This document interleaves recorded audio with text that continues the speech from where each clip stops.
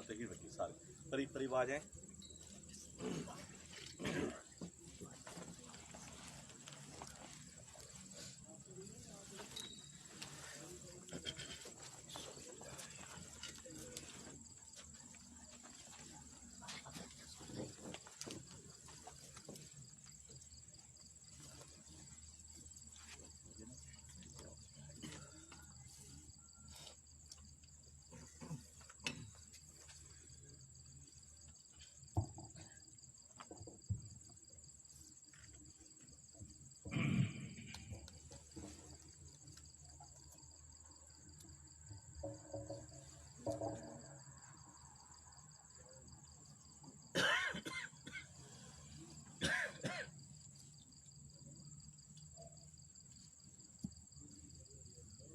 نحمده ونصلي ونسلم على رسوله الكريم وعلى آله وأصحابه أجمعين. قال الله تعالى: أمن يجيب المضطر إذا دعاه یا صاحب الجمال و یا سید البشر من وجهك المنیر لقد نبر القمر لا يمكن الثناء كما كان حقه بعد از خدا بزرگ توی قصہ مختصر. ہر کجا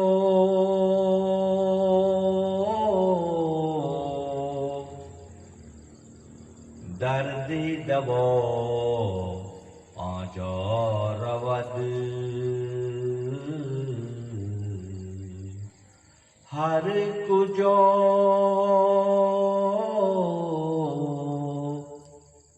درد دوا آجا رود، ہر کجا فقر نوا آجا رود، ہر کجا مشکل جواب آجا رود، ہر کجا پستیست آب آجا رود، آب کم جو تشنگی آور بد تاب جوشت آبد از بالا و پر.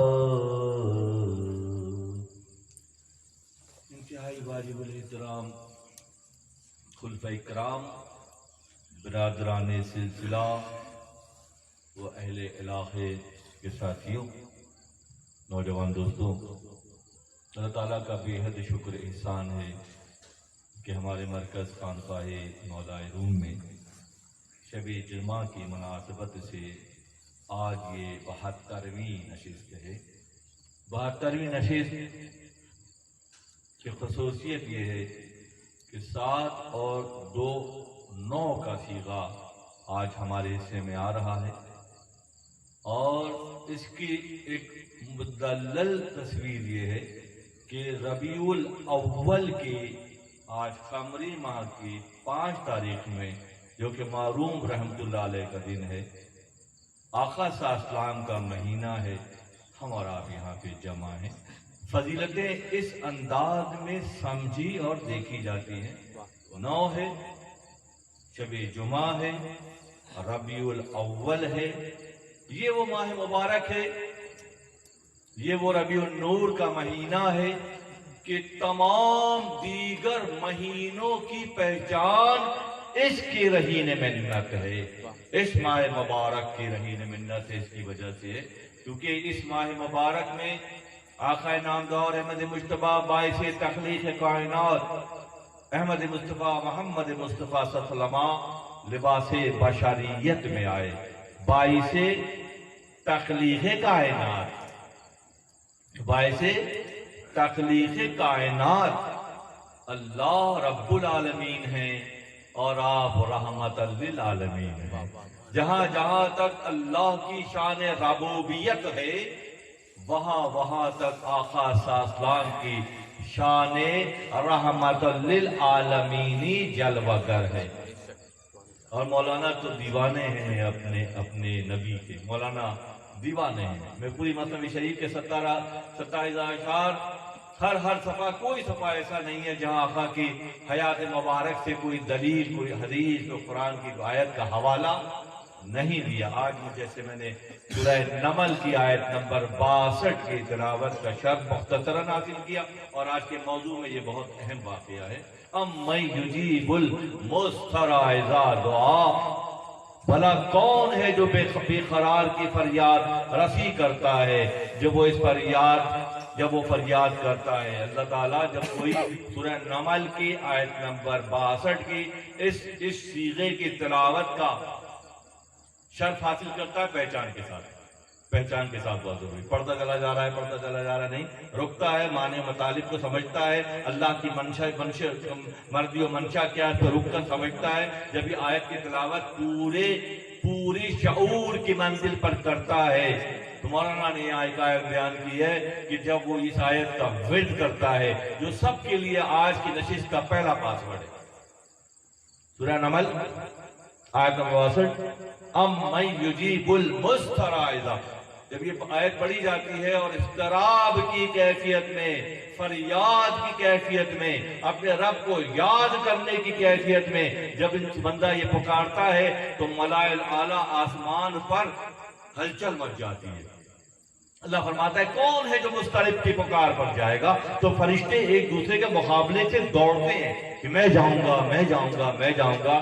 تو اے امتیوں، اسی قرآن میں تمہارے لیے کیسا زبردست پیغام چھپا ہوا ہے کہ جب تم اپنے رب کو پکارو گے تو فرشتوں کو، جو کہ عرفہ مخلوق ہے، جو کہ یقینی طور پر لبیب مخلوق ہے، جو آدم کو جنہوں نے سجدہ کیا ہے ان میں ہلچل مچ جاتی ہے۔ قرآن کو اسی انداز میں امام مولانا فرماتے ہیں مانیہ قرآن ذا قرآن پورس باس، قرآن کی معنی قرآن سے پوچھو، قرآن کی مانیہ قرآن ذا قرآن پورس باس، واس کسے خاتش زدس اندر حوث، یا کسی ایسے سے پوچھو جو حوث سے گزر چکا ہو، نہ اسے مال جمال کرنے کا حوث ہے، نہ اسے شادیاں کرنے کا حوث ہے، نہ اسے اب تکبر و غرور کا حوث ہے، وہ سادگی سے اللہ کو راضی کرنے میں مصروف ہے، اور جب وہ پکارتا ہے تو ملائل اعلیٰ پر، آسمانوں پر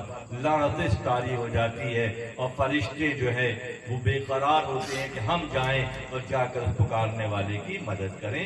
گفتگو کی شروعات میں یہ زاویہ، اب جیسے میں نے پہلے عرض کیا کہ قرآن کی ہر صفحے پر باعث تخلیق کائنات حضرت احمد مجتبیٰ محمد مصطفیٰ صلی اللہ علیہ وسلم کی سیرت مبارکہ کا کوئی نہ کوئی واقعہ موجود ہے۔ جب عاشق پڑھتا ہے اس کو تو اس پر خاص کیفیت طاری ہو جاتی ہے۔ دراصل خدا کی مرضی بھی یہی ہے، خدا کا منشا بھی یہی ہے کہ وہ اپنے حبیب کی پہچان اس انداز میں چاہتا ہے جیسے آپ کا مقام و مرتبہ ہے۔ اسی لیے مولانا فرماتے ہیں کہ عشق مصطفیٰ صلی اللہ علیہ وسلم کے دعوے دار تو بہت ہیں، مگر وہ جو واقعاً جنہوں نے عشق کر کے دکھایا، اپنی پوری زندگی کو آپ علیہ السلام کے اسوہ حسنہ کے مطابق گزارا۔ کس کے مطابق گزارا؟ اپنی مرضی کو، اپنی زندگی کو اپنی مرضی کے مطابق نہیں گزارا، جو آقا کی مرضی ہے اس کے مطابق اپنے آپ کو ڈھال کر زندگی لوگوں نے گزاری۔ وہاں فرماتے ہیں خاک یا شراب ہر دو عالم خوش طرح، کہ مدینے کی خاک بھی دونوں جہانوں سے بہتر ہے۔ خاک یا شراب ہر دو عالم خوش طرح، آن خوناب شہر ہے کہ آجا دل برات، کہ کیسا ٹھنڈا شہر ہے، کیسا سکون والا شہر ہے کہ وہاں دلبر ہیں، وہاں جن سے میں محبت کرتا ہوں وہ ہیں۔ تو مولانا کا زاویہ نگاہ یہ ہے۔ مصنوی شریف کے ربیع الاول کی مناسبت سے دفتر سویم کا تقریباً غالباً یہ آخری موضوع ہے جو میں آپ بیان کرنے جاؤں گا آج۔ حضرت انس بن مالک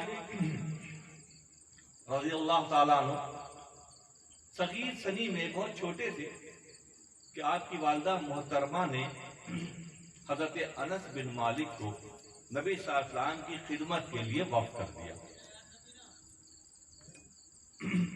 اور آپ کی بہت چھوٹی عمر میں ہی نبی صلی اللہ علیہ وسلم کی خدمت میں رہنے لگے۔ لوگوں نے پوچھا، سوال کیا کہ کبھی تم نے انس اللہ کے نبی کو غصے میں بھی دیکھا؟ کہ کبھی نہیں دیکھا، جان بوجھ کر غلطیاں کرتا تھا،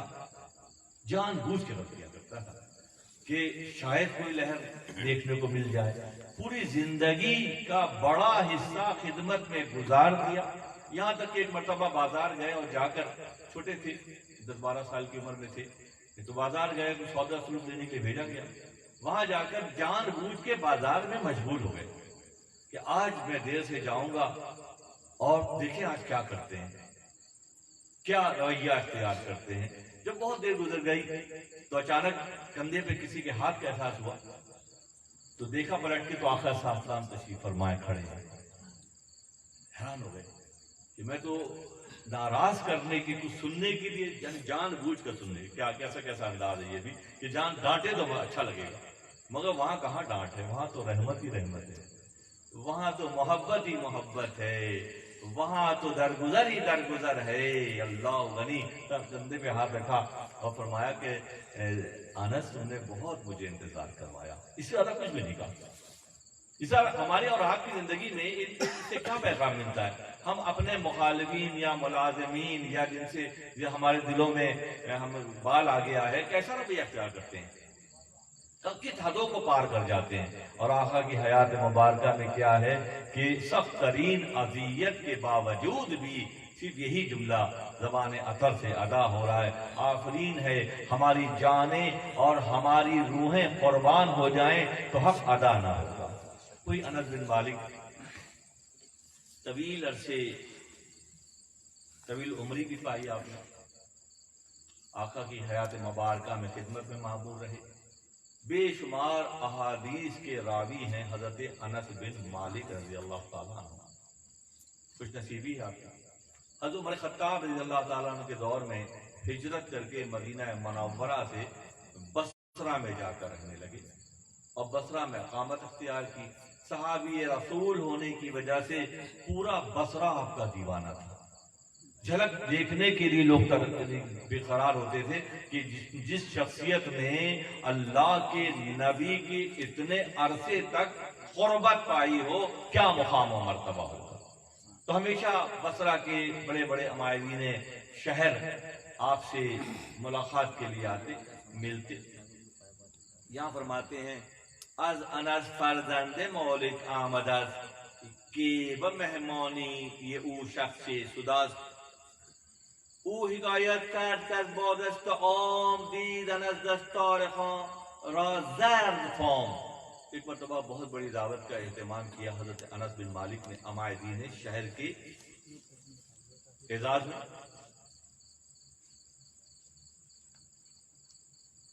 تمام لوگ آئے، بہت بڑا دسترخوان لگایا گیا۔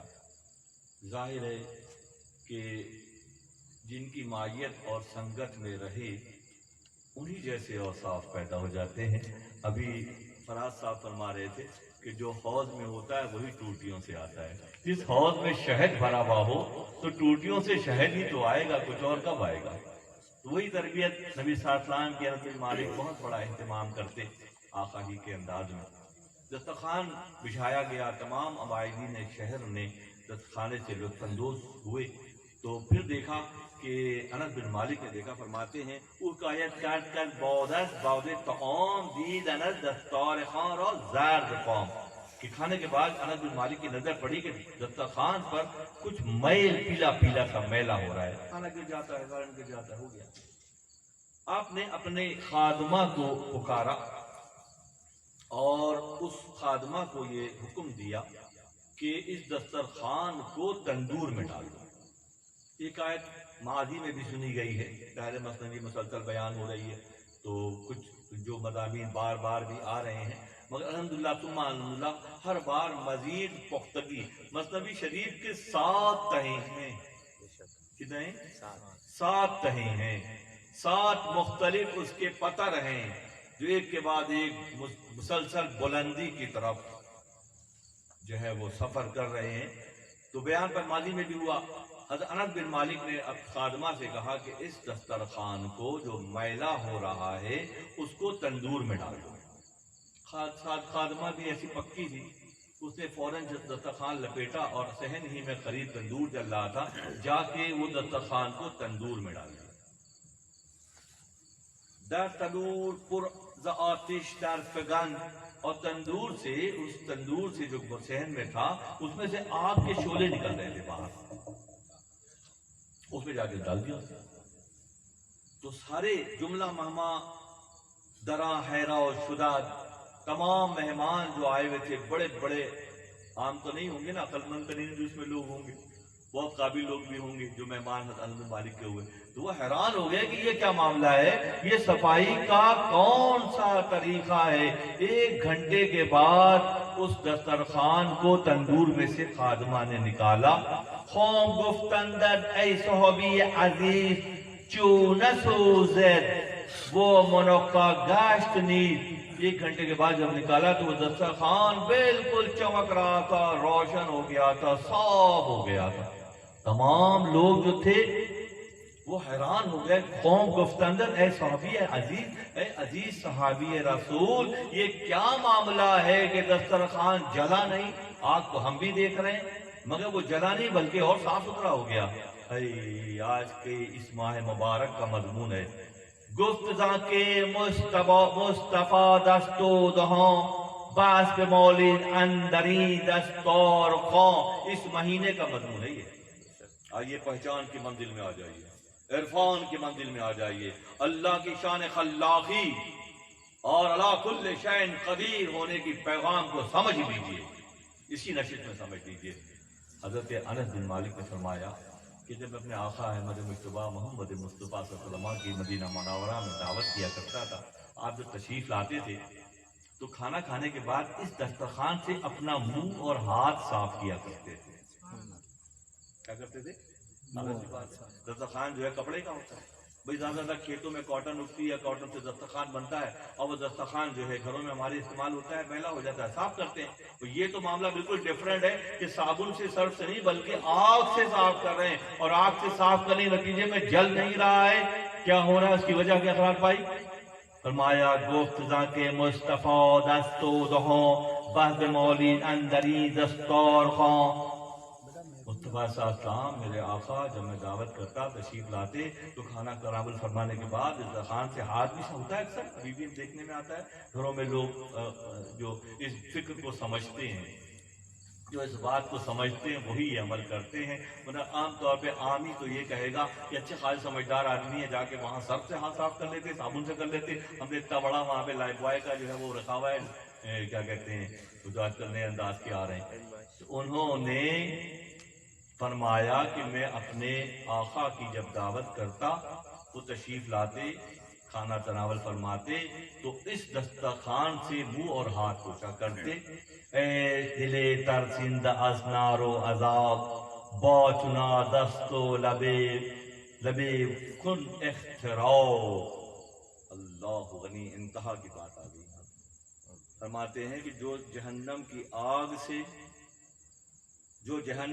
آگ سے خلاصی چاہتا ہے، بچنا چاہتا ہے، تو اسے چاہیے کہ اپنے لبوں کو اہل اللہ کی دستبوسی کے لیے وقف کر دے، کہ جب ایک دسترخوان جو کپڑے کا بنا ہوا ہے وہ آگ میں نہ جلا اور اس کو اللہ نے استقامت دے دی اور اس کو حیات دے دی کہ وہ جلنے سے رہ گیا، تم پر لازم یہ ہے اے دل ترسند از نار و عذاب، با چنا دست و لبے کن اختراب، کہ اگر کوئی یہ چاہتا ہے کہ جہنم کی شعلوں سے، جہنم کی آگ سے بچنا چاہتا ہے تو اسے کیا چاہیے؟ اسے چاہیے کہ اہل اللہ جو اللہ کے نبی سے محبت کرتے ہیں، اللہ کے نبی سے محبت انس بن مالک بھی کرتے تھے، بہت زیادہ کرتے تھے، اور آپ کی وفات کے بعد عمر خطاب کے زمانے میں بصرہ آ کر بس گئے، مگر وہ دسترخوان اپنے ساتھ لے آئے اور دنیا کو دکھا دیا کہ میرے آقا جس چیز پہ ہاتھ صاف کریں پھر وہ نہیں جلتا، تو آقا سے محبت کرنے والے کیسے جل جائیں گے؟ جب صرف ٹچنگ سے ہی وہ اس میں حیات پیدا ہو گئی، وہ جلنے سے رہ گیا، تو پھر آقا صلی اللہ علیہ وسلم سے محبت کرنے والوں کا معاملہ پھر کیا؟ دنیا میں چاہے کتنی شورشیں ہوں، دنیا میں کتنی سازشیں ہوں، اس سے کوئی فرق نہیں پڑے گا، کیونکہ مولانا اقبال فرماتے ہیں ہر کدار مکرے تو دورت دل گرو، آپ کے نام کے ساتھ آپ کی تحدث کا خیال نہ رکھنے والے چاہے کیسا کیسا مکر کیوں نہ کر لیں، کیسے ایسا مکر کیوں نہ کر لیں، دنیا میں جتنا بھی خلفشار پھیل رہا ہے اور مذہب اسلام کے حوالے سے، آقا کی حیات مبارکہ اور ذات کے حوالے سے اور آپ کی امتیوں کو پریشان کرنے کے حوالے سے، ہر کردار مکرے تو دورت دل گرو گردنش را منظرام تو شاد رو، کہ ان کی گردنوں کو، کن کی گردنوں کو؟ آقا کے مخالف، آقا سے دشمنی رکھنے والے، آقا کے پیغام کو توڑ مروڑ کو پیش کرنے والے، آقا کی ذات کو نہ پہچاننے والوں کے لیے مولانا فرماتے ہیں گردن اشرا، اللہ فرماتا ہے گردن اشرا من زنم تو شاد رو، کہ آپ خوش رہیے ان کی گردنیں میں توڑوں گا۔ تو 1400-1500 سال میں کیسے کیسے کذاب دنیا میں آئے، مگر ان کا کیا معاملہ ہوا، اور کیسا کیسا عاشق آیا، اور عاشق آیا تو اس کے ساتھ پھر کیا معاملہ ہوا کہ ان کے نام صدیوں کے لیے اللہ نے لوگوں کے دلوں میں داخل کر دیے، ان کی عزت و توقیر۔ چو جماعت راچنی تشریف داد جان عاشق رو چہا خواہد کشاد، جب ایک جماعت کہتے ہیں جمی ہوئی چیز کو، ساکت چیز کو، دسترخوان کا شمار جماعت میں ہوگا، کھیتوں میں کپاس پیدا ہوتی ہے، اس سے پھر کپڑا بنتا ہے، کپڑے مختلف چیزوں میں استعمال ہوتے ہیں، یہ بظاہر سائلنٹ ہیں، یہ بظاہر سائلنٹ ہیں، مگر خدا جب چاہتا ہے ان کو ایکٹیو کر دیتا ہے۔ مثلا وہ کرتا جو حضرت یوسف علیہ السلام کے وجود اطہر پر تھا، کپڑا ہی تھا، کپڑا ہی تھا، اور جب مصر سے کنعان لے کر ایک سپاہی جا رہا تھا، کتابوں میں یہ بھی ہے کہ یہودا سب سے بڑا بھائی جو تھا حضرت یوسف علیہ السلام کا، اس نے کہا کہ میں نے یوسف پہ بہت زیادتیاں اور ظلم کیا ہے، بہت زد و کوب کیا ہے، بہت نقصان پہنچایا ان کو، ان کے ساتھ زیادتی کی ہے، تو اب میں عاجزانہ طور پر یہ کرتا لے کر جاؤں گا اپنے بابا کے پاس، کیونکہ یوسف علیہ السلام نے سورہ یوسف میں ہے کہ فرمایا تھا کہ اس کرتے کو جب پتہ چلا کہ ابا میرے محبت میں رو رو کر انہوں نے آنکھیں بجھا لی، اپنی نابینا ہو گئے ہیں، تو یوسف علیہ السلام نے اپنا کرتا عنایت کیا کہ جا کے میرے بابا کے منہ پر ڈال دینا، ان کی آنکھیں روشن ہو جائیں گی۔ یقین کی کون سی منزل ہے؟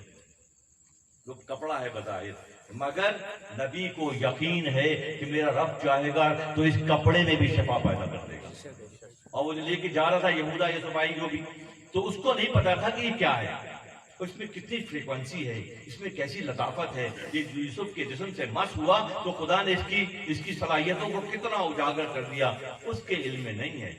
جب لے جا کر چہرے پہ ڈالا تو اسی وقت حضرت یعقوب علیہ السلام کی بجھی ہوئی آنکھیں روشن ہو گئی۔ تو اللہ تعالیٰ جماعت کو، کپڑوں کو بھی جب چاہے ایکٹیو کر سکتا ہے۔ چلیں ایک اور حوالہ بھی دیتا ہوں۔ حضرت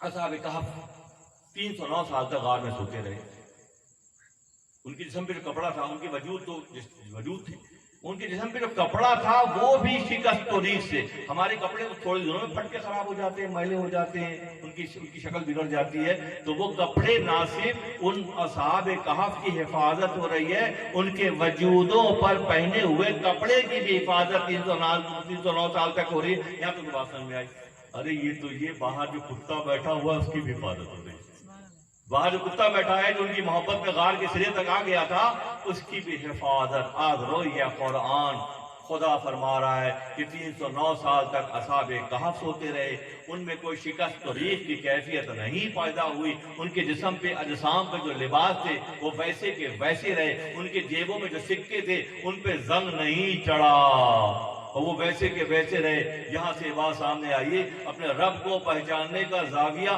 یہاں سے نمایاں ہوتا ہے کہ وہ جس طرح چاہتا ہے اپنی تخلیق کو جو حکم دیتا ہے وہ ویسے کرنے جیسے ہو جاتی ہیں۔ وہ حکم دیتا ہے چھری کو کہ اسماعیل کو مت کاٹنا، چھری نہیں کاٹتی۔ وہ حکم دیتا ہے دریا کو کہ راستہ دے دو موسیٰ کا، دریا راستہ دے دیتا ہے۔ وہ حکم دیتا ہے روح امین کو بھیج کر، جیسے پچھلی نشست میں بات ہو رہی تھی، عیسیٰ ابن مریم عالم وجود میں آ جاتے ہیں، اس کے حکم کی بات ہوتی ہے۔ یہاں فرماتے ہیں چو جمادے را چنی تشریف دود جانے عاشق رہو را چہو خواہد کشاد۔ تو پھر اللہ نے ایک دسترخوان کو یہ فضیلت دی تو عاشق کے وجود اور دل کو کیسی فضیلت دے گا؟ اللہ تعالیٰ نے ایک کپڑے کو جب یہ اہمیت دے دی تو پھر عاشق جو ہیں، عاشق ہی تھے نا اصحاب کہف، تو نہ نبی تھے ولی کہا جا سکتا ہے مگر عاشق تھے۔ جب عاشق تھے تو 309 سال تک ان کو اسی کیفیت میں اللہ نے رکھا۔ وہاں فرماتے ہیں چو جماعت را چنی تشریف داد کہ اللہ نے جماعت کو یہ فضیلت بخشی، جہاں عاشق را چہا خواہد کشاد مار کلوخے کا ورا چو قبلہ کر۔ آئیے ایک اور دلیل سے بڑی دلیل، جب اللہ نے مٹی اور گارے اور پتھر کے گھر کو قبلہ قرار دے دیا، ایسا ہی ہے نا، قبلہ کعبۃ اللہ کس چیز کا بنا ہوا ہے؟ پتھر کا، گارے کا بنا ہوا ہے۔ وہاں فرماتے ہیں مار کلوخے کعبرا چو قبلہ کر خاک مردہ بوش دل در نبار۔ جب اللہ تعالیٰ نے مٹی اور گارے کے گھر کو قبلہ قرار دے دیا تو جو اللہ سے محبت کرتے ہیں ان کے ساتھ پھر کیا معاملہ کرے گا؟ ان کے ساتھ اللہ کیا معاملہ کرے گا؟ بعد ازاں گفتن با آقادمہ، یہاں تک تو بات ہو گئی، جاب نگاہ نمایاں ہو گیا۔ معلوم نے شرح کر دی کہ اللہ کی ذات کو پہچاننے کے حوالے سے اور اس کے علی کل شیء قدیر ہونے کے حوالے سے کیسی کیسی مثالیں مولانا دیتے نظر آتے ہیں۔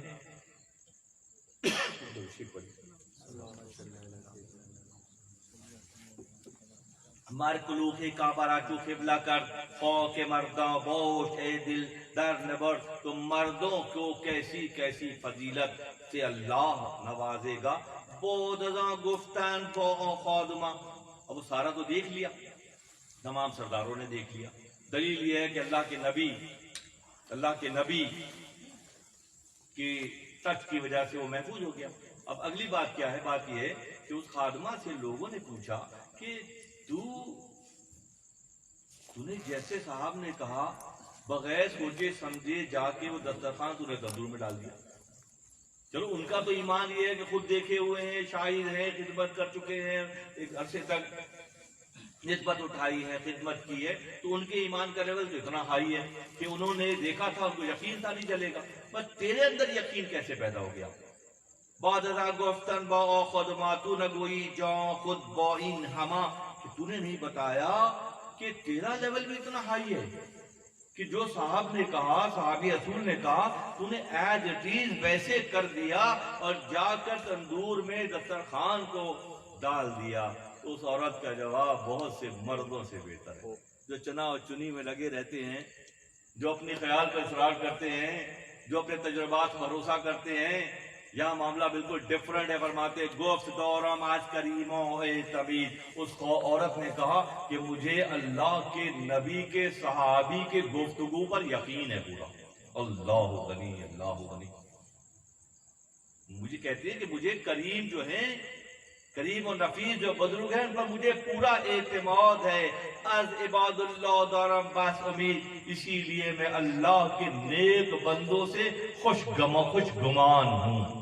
جو انہوں نے کہا میں نے کر دیا۔ لوگوں نے کہا کہ تو نے کیسے کیا؟ کہ مجھے یقین ہے کہ جو انہوں نے فرمایا وہ حق ہے۔ ارے دسترخوان کی کیا بات ہے؟ اگر یہ مجھ سے کہتے تو آگ میں کود جا تو میں آگ میں کود جاتی، مجھے کچھ بھی نہ ہوتا۔ یہ کیسا لیول ہے؟ کیسا لیول ہے یہ؟ انتہا درجے کی بات ہے۔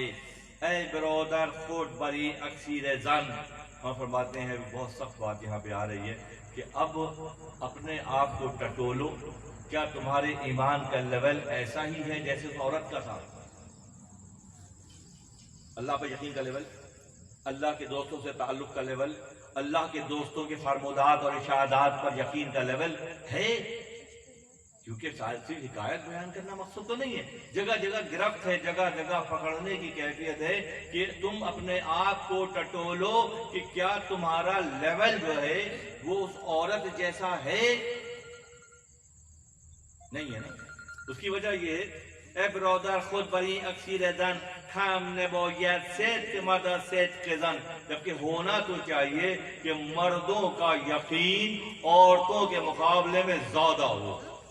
فضیلت صرف دو مل کے گواہی دیں گے تو ایک مانا جائے گا، وہ تو مقام ان کو رکھا گیا ہے خواتین کا، تمہیں تو پورا مکمل کیا گیا ہے، ایک ہی شہادت مانی جاتی ہے۔ تم کس لیول پر ہو؟ تم کس لیول پر ہو؟ تم نے حق ادا کیا ہے اللہ کو پہچاننے کا، یا اللہ کے دوستوں سے تعلق اور نسبت کا، یا ان کے فرمودات اور ارشادات، ان کے احکامات کو ماننے کا تم نے حق ادا کیا؟ نہیں کر سکے۔ اگر تمہارا یہ معاملہ ہے تو پھر تمہارا دل نہیں ہے، اوجڑی ہے جس میں فضلہ ہوتا ہے، پھر تمہارا دل نہیں ہے۔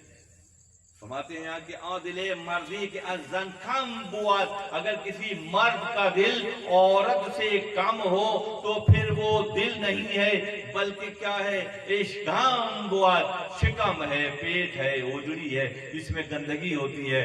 دل تو جب ہوگا جب اللہ پر یقین کامل ہوگا، دل تو جب ہوگا جب اہل اللہ سے تعلق ہوگا، دل تو جب ہوگا کہ ان کے احکامات اور طرز زندگی کو اختیار کیا جائے گا، پھر وہ دل کہا جائے گا۔ اور اگر دنیا داری میں ملوث ہو، دنیا داری ہی تمہارا طریقہ زندگی قرار پا گیا ہے، تو پھر وہ دل نہیں ہے۔ نبی شریف بعض اوقات سخت مضامین سامنے آتے ہیں کہ اگر اپنی زندگی کا محاسبہ کیا جائے تو اسے لگتا ہے کہ ابھی تو سفر شروع بھی نہیں ہوا، مولانا ہمیں دکھا دیتے ہیں، اور جب مولانا ہمیں دکھا دیتے ہیں منظرنامہ، تو یہ دلیل بن جاتی ہے کہ ہم تک پیغام پہنچ گیا، دینے والے نے پیغام پہنچا دیا، اور اس پہ عمل کرنا کیا یا نہ کیا یہ بھی سوال پیدا ہو جائے گا، سوال پیدا ہو جائے گا کہ تمہیں ہم نے بھیج اور پہنچا دیا تھا، پیغام پہنچانے والا، اس نے تمہیں حقیقت کھول کے بیان کر دی تھی، اس وقت تم زاری بھی کر رہے تھے، آنکھوں سے آنسو بھی بہ رہے تھے، مگر جب اپنی زندگی میں گئے تو واپس جا کے ویسی ہو گئے۔ جبکہ مثنوی شریف اس بات کا تقاضا کرتی ہے کہ اللہ کی وحدانیت کو، پوری مثنوی شریف وحدانیت کا پیغام ہے۔ پوری مثنوی کیا ہے؟ اللہ کی پہچان کی کتاب کا نام ہے۔ مثنوی مو دکان وحدت است، میری مثنوی وحدت کی دکان ہے۔ پورا پیغام وحدانیت کے گرد ہے، اللہ کی خلاقی، اللہ کی شان تخلیق، اللہ کا جو علی کل شیء قدیر ہونا، یہ پہلا صف ہے۔ پھر دوسرا صف کیا ہے کہ جو اللہ کے انبیاء ہیں، اہل اللہ ہیں، ان کی پہچان ہے۔ مگر بات یہ ہے کہ ساری زندگی تو یقین پیدا ہی نہیں ہوا، دل میں وہ کیفیت پیدا ہی نہیں ہوئی، جب پیدا نہ ہوئی تو پھر وہ دل نہیں ہے۔ مولانا صاحب کہہ کے فارغ ہو جاتے ہیں، اپنا پیغام پہنچا دیا کہ وہ دل نہیں ہے، پھر وہ اوجڑی ہے جس میں فضلہ ہوتا ہے۔ اور اگر اللہ کی پہچان پیدا ہو جائے تو نبات جمی ہوئی چیز بھی، کپڑا بھی فیض پہنچانے جیسا ہو جاتا ہے، کہ چیز جائے کہ وہ مردان خدا جنہیں اللہ نے تصرف دیا، جنہیں اللہ نے اختیار دیا، اختیار اس لیے ان کے سے اس لیے آیا کہ اپنا اختیار دے دیا، اپنا اختیار دے دیا، تو اپنا اختیار پورا کا پورا دے دیا تو کیا کس حصے میں آئے لباس باشریت میں؟ اختیار آیا، اختیار آیا۔ توجہ رہے گی، آخر میں وہ شعر قرآن کی آیت سورہ نمل کی ہم جائیں گے، اور اس بات کو مزید کھولنے کے لیے ایک مرتبہ ایسا ہوا، آقا کی حیات مبارک کا واقعہ جو عرب بن مالک کے ذریعے ہمارے علم میں آئی بات۔ اب ایک مرتبہ اور ہوا کہ نبی صلی اللہ علیہ وسلم اصحاب کے ساتھ مسجد نبوی میں تشریف فرما تھے، اس کا اگلا مضمون یہی۔ تو اچانک آقا صلی اللہ علیہ وسلم نے اپنے اصحاب سے فرمایا کہ اٹھیں چلیں میرے ساتھ. اصحاب آپ کے ساتھ چل گئے، صحرا میں دور تک گئے. آگے گئے تو دیکھا کہ وہاں کوئی قافلہ راستہ بھٹک کر صحرا میں ریت پر پڑا ہوا ہے، اور دھوپ کی تپش کی وجہ سے اونٹوں کے اور گھوڑوں کی زبانیں باہر آئی ہوئی ہیں. مرد و زن بچے برے حال میں پڑے ہیں. آقا تو مسجد نبی بیٹھے ہوئے تھے، آقا تو مسجد نبی بیٹھے ہوئے تھے نا بھائی. یہ اطلاع کیسے پہنچ گئی؟ یہ اطلاع کیسے پہنچ گئی؟ فرماتے ہیں کہ جیسے پہلے میں نے اشعار پڑھنے کی سعادت حاصل کی تھی. ہر کجا درد دوا آجا ربت. وہ بیچارے درد میں تکلیف تھے، دوا پہنچ گئی. وہ بیچارے کیا تھے؟ درد میں تھے، تکلیف میں تھے، دوا خود بخود وہاں پہنچ گئی. ہر کجا درد دوا آجا ربت، ہر کجا فقر نوا. جہاں تنگ دستی ہے کشادگی خود بخود وہاں پہنچ جاتی ہے. جہاں بیماری ہے اللہ سے تعلق کے نتیجے میں دوا وہاں بھیج دی جاتی ہے. ہر کجا مشکل جواب آجا ربت. جہاں مشکلات اور پریشانی ہوتی ہیں مایوسی کی بات نہیں ہے. اللہ قرآن میں فرما رہا ہے امن یجیب المضطر اذا دعا. اللہ قرآن میں فرما رہا ہے جو بلبلا کر درد کی حالت میں اپنے رب کو پہچاننے کا فریضہ انجام دے گا تو وہاں تو ہم تو مائل بکرم ہیں، کوئی سائل بھی نہیں. ہم تو تیار ہیں دینے کے لیے، لینے والے ہی نہیں ہیں. لینے والے نے راستے بدل لیے ہیں، تو کہیں سے لے رہا ہے تو کہیں سے لے رہا ہے. ارے اس سے لو جو سب سے زیادہ دیتا ہے. فرماتے ہیں آپ کم جو تشنگی آور بدس. پانی مت تلاش کرو، اپنی پیاس کو بڑھاؤ. پانی مت تلاش کرو، اپنی پیاس کو بڑھاؤ. پانی تمہیں ڈھونڈتا ڈھونڈتا خود ہی آ جائے گا. پانی تمہیں ڈھونڈتا ڈھونڈتا، درخت اور پہاڑ کہیں نہیں جاتے. اللہ تعالیٰ بادلوں کو حکم دیتا ہے جاؤ وہ حمد و ثنا بیان کر رہے ہیں میری، جا کر ان پہ برسو. تو بادل ایسے ریوڑ کے ریوڑ بادلوں کے، سیاہ بادلوں کے وہاں جاتے ہیں اور درختوں پر پہاڑوں پر برستے ہیں. جہاں امید نہیں کہ کوئی پانی پہنچا دے گا وہاں اللہ پانی پہنچا دیتا ہے. اسی طرح جو قافلہ بھٹک کر صحرا میں بے آب ہو گیا، پانی کی تنگی کمی نہیں تھی، پانی ختم ہو گیا تھا، جانور انسان سب پریشان تھے. تو کون سب سے پہلے حرکت میں آیا؟ وہاں تو فرشتوں میں ہلچل مچتی ہے، یہاں وہ جو باعث تخلیق کائنات ہیں ان کے علم میں ہے کہ قافلہ جو ہے راستہ بھٹک کر وہاں پہنچا ہوا ہے. یہ صرف آپ کی حیات مبارکہ کا واقعہ نہیں ہے. نبی سے تعلق پیدا کرو، نبی سے تعلق پیدا کرو. وہ اگر آج بھی ابراہیم کا ایمان پیدا، وہ اگر آج بھی ابراہیم کا ایمان پیدا آگ کر سکتی ہے انداز گلستہ پیدا. علامہ اقبال نے کیا بات کر دی ہے، کمی تمہارے ایمان کی ہے. ورنہ آج بھی اللہ تعالیٰ آگ کو حکم دے کر گلزار بنا سکتا ہے، کیونکہ ولا کل شیء قدیر ہے. سب کا برا حال تھا، سارے پیاس سے بیچارے نڈھال، زبانیں باہر آئی ہوئی ہیں. باعث تخلیق کائنات ہمارے آقا احمد مجتبیٰ محمد مصطفیٰ اصحاب کے ساتھ وہاں پہنچے.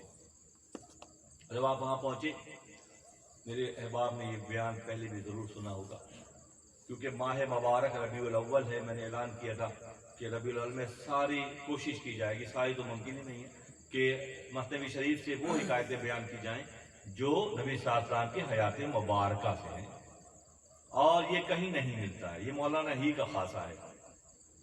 میاں صاحب قبلہ نے جب سراپا مبارک لکھا، نبی صلی اللہ علیہ وسلم کا سراپا مبارک ہمارے شیخ نے عبدالرحمن جامی رحمۃ اللہ علیہ کے بعد اگر کسی نے سراپا مبارک لکھا تو حضرت شفیق احمد فاروقی صاحب ہے جنہوں نے سراپا مبارک لکھا. جب مدینہ منورہ سے ہماری خانقاہ میں آیا اور حافظ مستقیم صاحب جو اس کو پڑھتے تھے ان کو میاں صاحب پسند فرماتے تھے اور وہ ان سے پڑھوایا جاتا تھا، تو ایک جملہ اس فقیر کی زبان سے نکلا کہ یہ پڑھ کر نہیں لکھا گیا، یہ دیکھ کر لکھا گیا. دیکھتے جاتے ہیں اور لکھتے جاتے ہیں. سراپا مبارک اس طرح لکھا گیا. آج بھی دیکھنے کا جذبہ پیدا ہو جائے تو مشکل نہیں ہے، کوئی مشکل نہیں ہے، جذبہ یہاں کم ہو گیا ہے۔ وہ تو خود بیتاب ہے میری تمنا کے لیے، وہ تو خود بیتاب ہے، میں تمنا کروں کہ ان کو دیکھوں۔ ہائے کیا چیز ہے تمنا کا مٹا دینا، ہمارے اندر وہ تمنا پیدا ہی نہیں ہو رہی ہے کہ ہم ان کو دیکھنے جیسے ہو جائیں۔ نبی صلی اللہ علیہ وسلم اس مقام پر پہنچے جہاں انسان اور جانور سب پریشان تھے۔ وما ارسلناک الا رحمۃ للعالمین، ہم نے آپ کو سارے جہانوں کے لیے رحمت بنا کے بھیجا ہے، عالم انسانیت کے لیے نہیں۔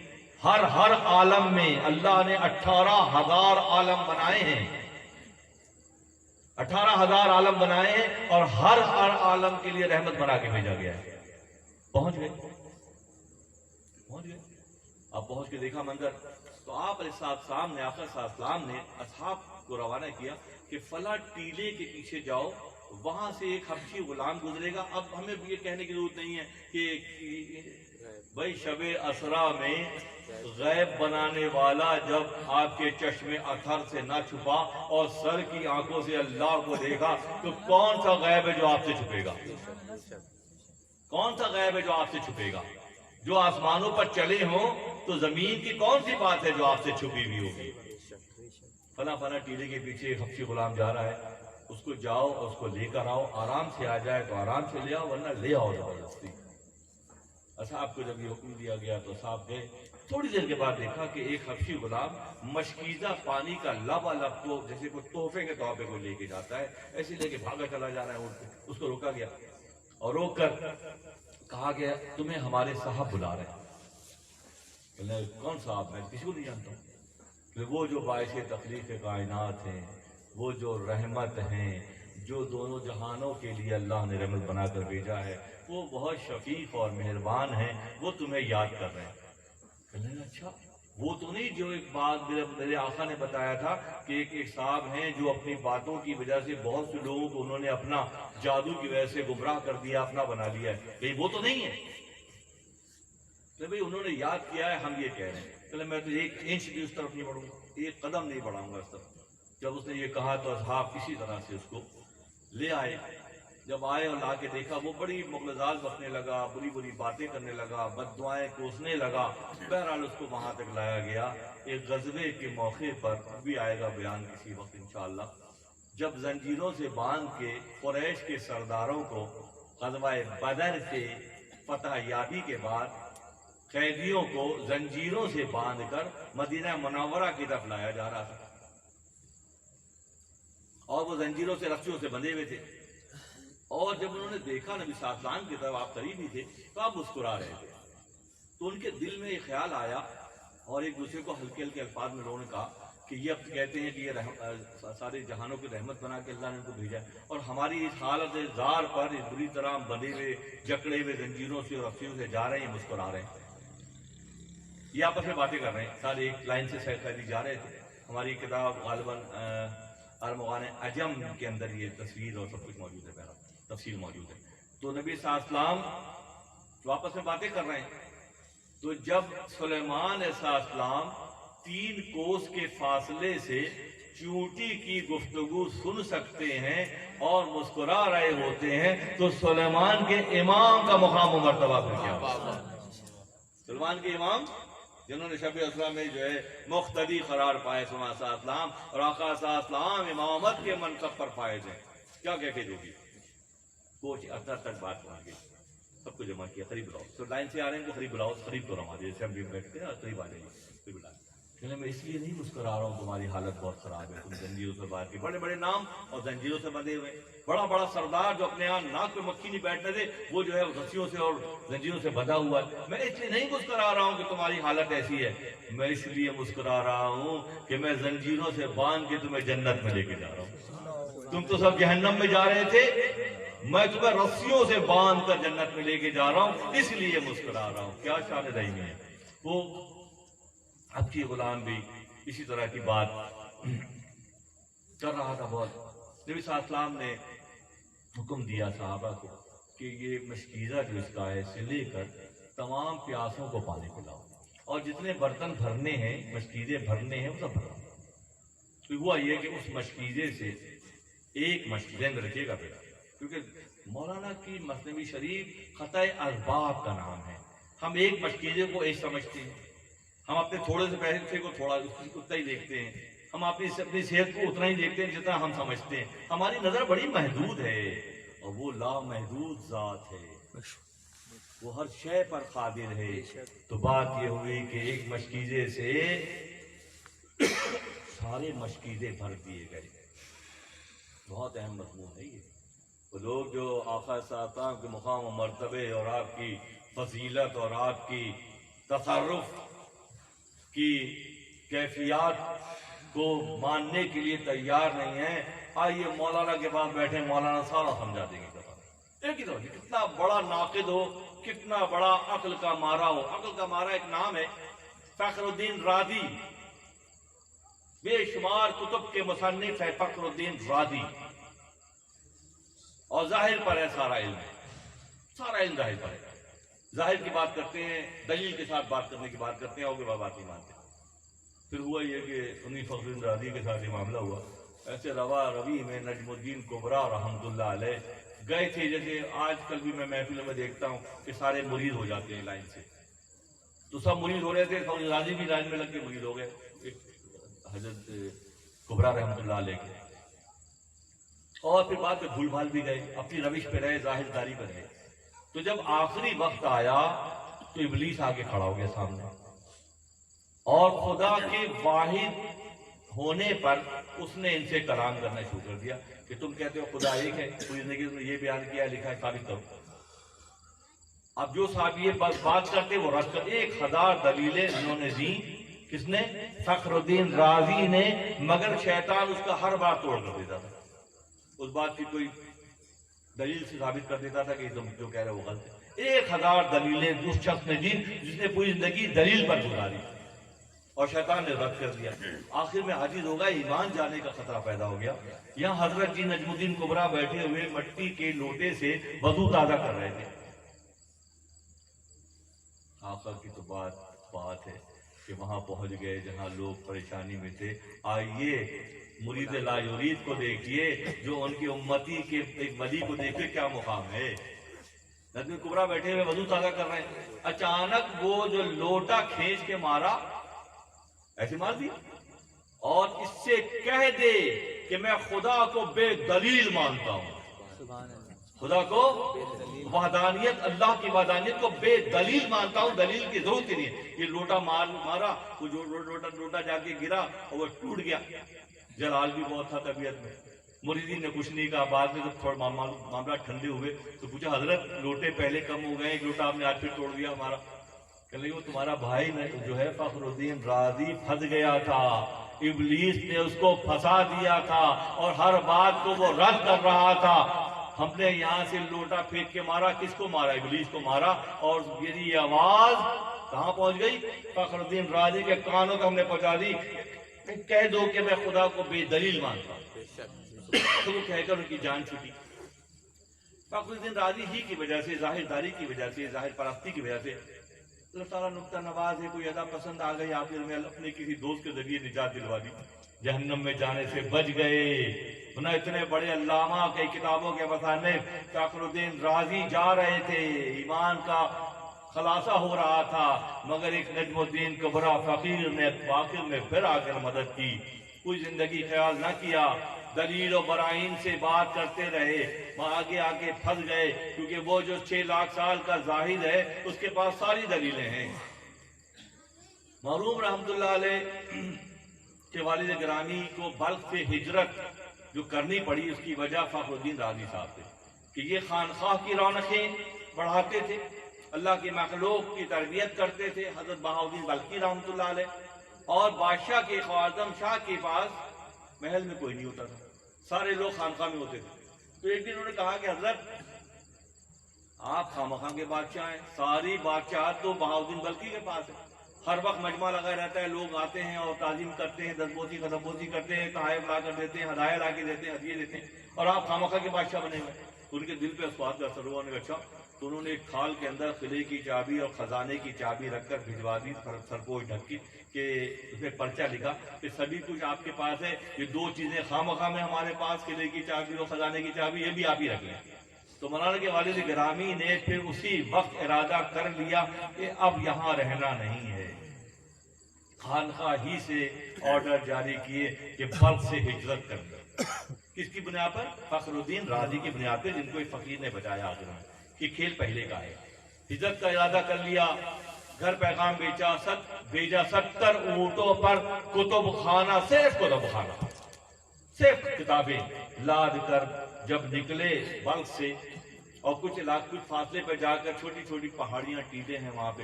اللہ تعالیٰ ہمیں بھی توفیق، ہمیں بھی اور آپ کو بھی توفیق دے، جس کے مجزہ ہے کہ ہم مقام ولادت بھی مولانا کی جا کے دیکھیں. اللہ تعالیٰ ایسے حالات بنا دے کہ ہمارا قافلہ جو ہے بلخ کا سفر اختیار کرے اور جا کے مولانا کی اس جائے پیدائش کو بھی ہم دیکھنے جیسے ہو جائیں. جب نکلے باہر تو چھوٹے چھوٹے ٹیلوں کے پاس جا کے قافلہ رکا اور پلٹ کر دیکھا بلخ کی طرف تو زاری رونے لگے سارے قافلے والے، مولانا کے والد بھی اور سب. جیسے ہی عمل ہوا زمین نے بھی رونا شروع کر دیا. اسے کہتے ہیں کھولی گریاں، کہتے ہیں گریاں کرنے والی وادی.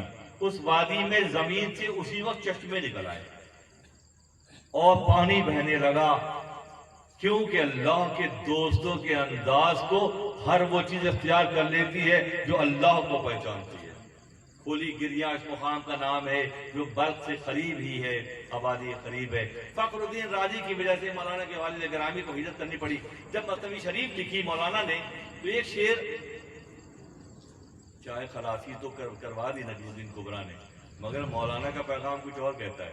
غیر با استدلال خورے دی بدے، اگر دلیل کی بنیاد پر دین کا کام ہوتا، فخر رازی رازدار دی بدے، کہ فخر رازی دین کا امام ہوتے. فخر رازی دین کے امام نہیں ہے، کیونکہ دین کا کام عقل کی بنیاد پہ نہیں، دین کا کام عشق کی بنیاد پر ہوتا ہے. عشق ہی ہوتا ہے جو یہ سارے کام کرواتا ہے، عقل سے نہیں ہوتے. صاحب عقل کہے گی کیا کر رہے ہو، سارا مال جا کے گھڑے میں ڈال رہے ہو. مگر جو عاشق ہوتا ہے اسے پتا ہوتا ہے کہ کس چینل سے کون سی ایکٹیویشن ہوگی.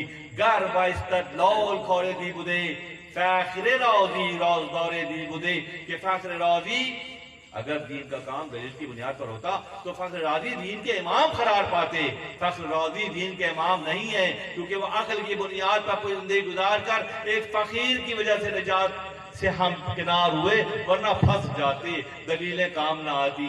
یا نبی صلی اللہ علیہ وسلم نے ایک مشکیزے سے سارے لوگوں نے خوب شہروں کے پانی پی لیا. وہ حیران ہو گیا کہ میرے ایک مشکیزے سے اتنا فلو ہو رہا ہے. موسیٰ کلیم اللہ نے اپنے عصا کو زمین پر مارا تو 12 چشمے جاری کر دیے. نبی صلی اللہ علیہ وسلم نے ایک موقع پر اپنے انگشت مبارک سے جب پانی کمی محسوس ہوئی سفر میں تو آپ کے انگشت مبارک سے دریا بہ گئے. یہ تو قرآن کا حدیث مبارکہ کا مفہوم ہے. یہاں بھی یہ ہوا کہ ایک مشکیزے سے سارے مشکیزے بھر گئے. وہ غلام حیران ہو کے دیکھ رہا ہے. اسے کہا صاحب نے دیکھ لو تمہارا مشکیزہ پورا ہے، کم تو نہیں ہوا. وہ حیران، حیرت پہ حیرت، ایک کے بعد دوسری حیرت، دوسرے کے بعد تیسری حیرت. اب وہ پریشان ہو گیا. اس کی آنکھوں کے آگے سے پردہ ہٹا دیا گیا. یہ پردے پڑے ہوئے ہیں سارے، یہ پردے پڑے ہوئے ہیں سارے.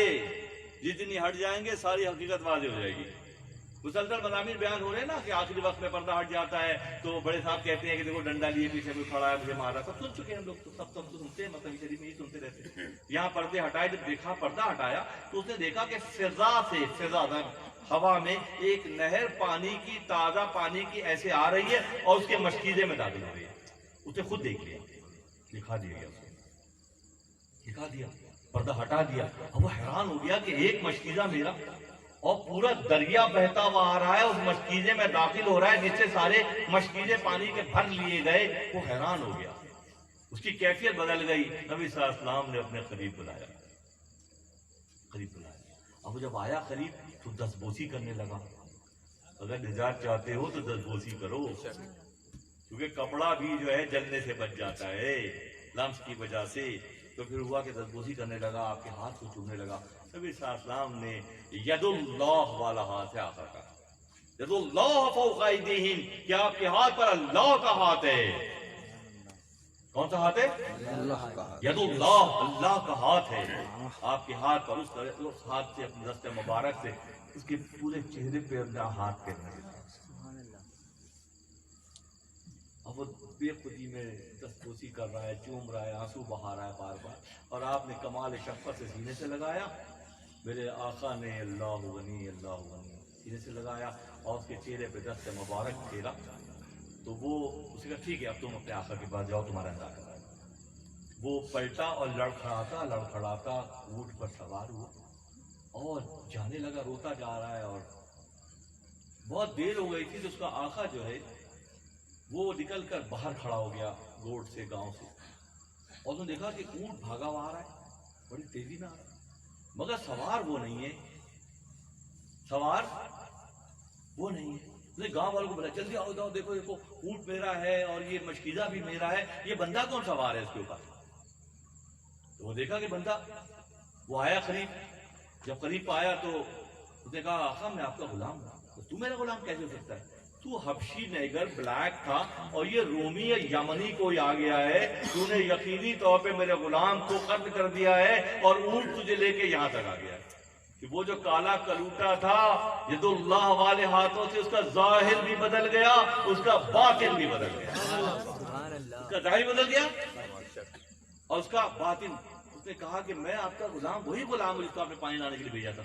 میں نے کہتا ممکن ہی نہیں ہے کہ تو بالکل بلیک تھا، حبشی نسل تھا، اور یہ رومی بن گیا، تو یمنی بن گیا، اتنا گورا چٹا کیسے ہو گیا؟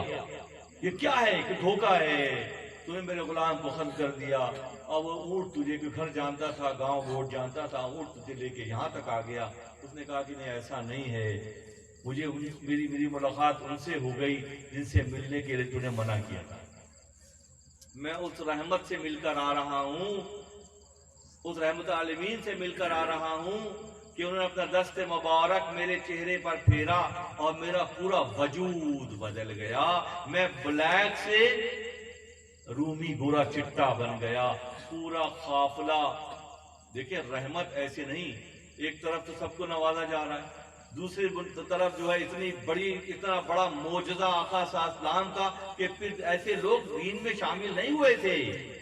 دین میں شامل انہی کیفیات کو دیکھ کر لوگ ہوئے تھے کہ وہ جو عقلوں سے اوپر کی بات ہے، جو حیرانگی کی بات ہے، اس کیفیت کے بعد جو ہے تبدیلی آئی تھی. اس معجزے کو دیکھ کر کہ غلام جو بلیک تھا وہ رومی بن گیا، وہ سفید ہو گیا، اس کا چہرہ نکھر کر آ گیا.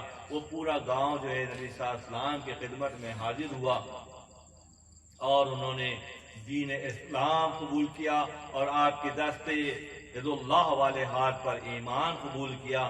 یہاں تک تو بات ان حکایتوں کی ہے. اب قرآن کی اس آیت کا حوالہ جو سورہ الزمل کی آیت نمبر 62 کا شروع میں نے پڑھا، امن یجیب المضطر اذا دعا. ابھی بھی یہ بات ہے، قرآن میں موجود ہے، سورہ نمل کا مضمون ہے. لوگ مسائل کا شکار ہو کر آتے ہیں ہمارے پاس، ہم کہتے ہیں جاؤ یہ پڑھو، صبح شام سورہ نمل پڑھو، تمہاری وہ باتیں جو مشکل لگ رہی ہیں آسان تر ہو کر اللہ تمہارے لیے انجام پذیر ہو جائیں گی. امن یجیب المضطر اذا دعا. اس زمانے کے لیے اور قیامت تک کے لیے فرشتوں میں ہلچل مچے گی. اور آخر کی حیات مبارکہ کا یہ جو مہینہ ہے ربیع الاول، اس میں ہوا یہ کہ جب وہ روئے گائے، وہ گھوڑے پیاسے ہو گئے، انسان پیاسے ہو گئے، عورتیں اور بچے جو ہیں جان بلب ہو گئے، ان کی زندگیاں خطرے میں پڑ گئیں اور انہوں نے اللہ کو پکارا تو اللہ نے اپنے حبیب کو ان کے پاس بھیج دیا اور آپ کے اللہ کے حبیب نے ان کی حیات کے اس سخت ترین دور سے انہیں نکال کر نہ صرف مشکلات سے نجات دی اور دین اسلام کے دروازے ان پر کھول دیے. حق تعالی کی سماوات آفرید، از برای دفع حاجات آفرید. اللہ نے یہ زمین و آسمان کو اس لیے پیدا کیا کہ انسانوں کی ضروریات کو پورا کرنے کے لیے پیدا کیا. جو اپنے رب کو عاجزانہ انداز میں پکارتے جاتے ہیں. ابھی پچھلی نشست میں بات ہو رہی تھی نا، سبحان اللہ و بحمدہ، سبحان اللہ عظیم پڑھتے ہیں تو اللہ کیا کرتا ہے؟ اللہ ایک پرندہ پیدا کر دیتا ہے، وہ جنت میں اڑتا پھرتا ہے. یا آپ کھجور کے برابر بھی راہ خدا میں خیرات کرتے ہیں، اللہ تعالیٰ اس کھجور کو اتنی حفاظت کرتا ہے کہ جب تم اپنے بچڑوں کی حفاظت کرتے ہو اور قربانی میں بڑے بڑے جانور قربان کرتے ہو، اللہ ان کی ایسی حفاظت کرتا ہے۔ چیزوں کی تخلیق کے حوالے سے جہاں جہاں حاجات ہوں گی وہاں وہاں اللہ کا فضل آئے گا۔ ہر کجو درد دوا آجا روایت، جہاں درد ہوگا، درد ہے اور بے حسی ہے، کچھ بھی نہیں ہوگا۔ درد ہے اور اللہ کی پہچان ہے، اللہ کی جانب رجوع کرنے کا جذبہ ہے، تو وہاں جواب فوراً آ جائے۔ درد ہے مگر بے حسی ہے تو کچھ بھی نہیں ہوگا۔ اور درد ہے، تکلیف ہے، رنجشیں ہیں، بیماریاں ہیں، مشکلات ہیں، سختیاں ہیں، اختلافات ہیں، یہ سب درد ہیں، سب درد ہے، یہ ساری نیگیٹیوٹی ہے۔ اب اس سے نکلنے کی صورت کیا ہے کہ پکارو نا، جیسے پکارنے کا حق ہے، پکارو نان واقرب الیہ من حبل الورید، ہم تمہاری رگے جان سے زیادہ تم سے قریب ہیں، تو دور نہیں ہے۔ یہ جو تصور ہے نا کہ دور بٹھا دیا گیا، ایسا نہیں ہے۔ خدا قرآن میں اللہ فرماتا ہے کہ تمہاری رگے جان سے زیادہ، یہاں دو وینز چل رہی ہیں جو دماغ کو خون پہنچانے کا، ورید کہتے ہیں رگ کو، اور شریان کہتے ہیں جس میں سے خون بہتا ہے۔ اور ورید اور شریان کا فرق یہ ہے کہ شریانوں سے خون بہ کر جسم میں پہنچتا ہے اور ورید کے ذریعے واپس آتا ہے، اس لیے ورید کا جو نظام ہے وہ اوپر ہے اور شریانوں کا نظام اندر ہے۔ تھوڑا اندر جا کے شریانے ہیں، باہر ورید ہے جسے ہم وینز کہتے ہیں۔ تو وینز بالکل باہر ہے، اسکن کے بعد جو چیز ہے وہ وینز ہیں۔